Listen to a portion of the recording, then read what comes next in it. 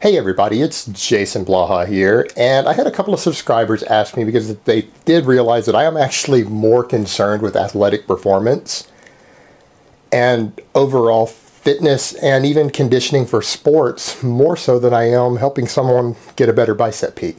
But in all honesty, I could give two shits about competitive bodybuilding. And a couple of younger guys, I think they were basketball players, were asking me, well, what can they do to increase their vertical leap? So let's talk about that for a few minutes. A lot of guys don't really understand the basics. You've got several different performance elements that you have to consider with improving your vertical. One, you need to have good starting strength to get you started. You need good speed strength so that you can build acceleration on the way up. But then you've got to find ways to overcome the deceleration that happens at the top, which is the biggest problem with using a barbell squat as your only training tool. That's why you have to have things like Plyo Box Jumps, because with a barbell squat, you decelerate at the top. So let's discuss a couple of things you can do. Now, the number one thing you need to do is work on your barbell squat. If you can practice doing a deep squat and you can get stronger and stronger and stronger on your max squat, I don't really care about your 15 rep squat, because in all honesty, you are never going to do 15 vertical leaps in any sort of game with 1 second between them in a row. I am not aware of any regular team sport to where this is a useful skill. You're going to have 1 or 2 vertical jumps within a given time period. You won't do another one for a minute, 3 minutes, 5 minutes out on the field. So that is 1 rep max strength. So you need to be developing power on your squat from the bottom to the top. So work on your squat. That will help you dramatically. And the squat is your number one sports performance lift. There are so many massive performance elements in every sport that are improved by the squat. So that's biggest concern.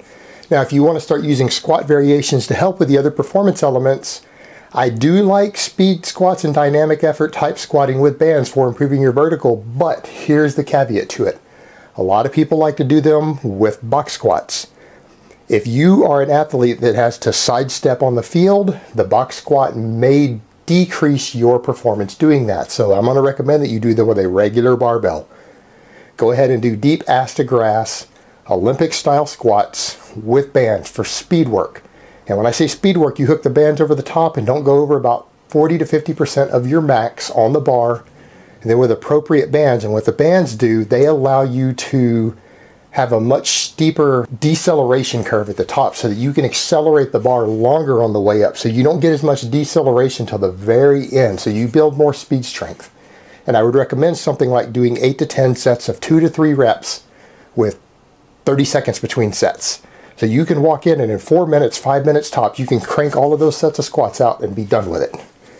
And that will improve your speed strength dramatically, and particularly with those bands overloading the top, it's going to help you with the very top, the deceleration. Whereas in the regular barbell squats are going to help you out of the bottom more.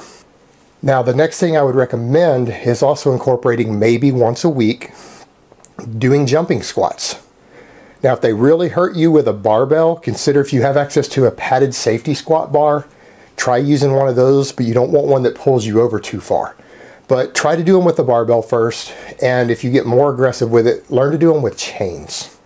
Because if you can eventually get to a point where you're very advanced and can do them with chains, it will again help with your acceleration curve more and breaking through that deceleration at the top as you jump. And you can use that instead of calf raises. A lot of people will try to get you guys to do high rep calf raises to help you with the vertical leap. And again, you're not going to do 30 at a time, and you can't test your 3 rep max on a toe press very easily. So you need to train explosive speed, not stamina with the calves coming off. The jump squat will help you there. Then as far as Plyo Box Jumps, I would say that you need to master the technique of doing the Plyo Box Jumps first of all, because you need to learn how to get into that deep squat position at the top of it.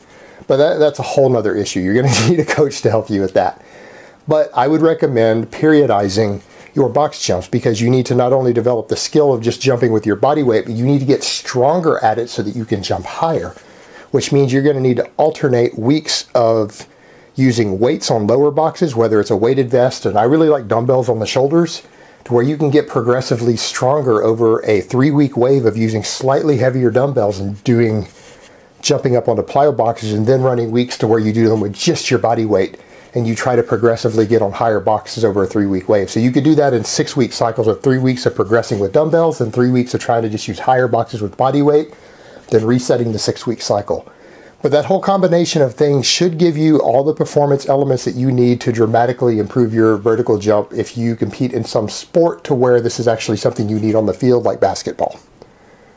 Alright guys, but that's really all I have to say on it today. I hope it has been informative, and I will talk to you guys next time.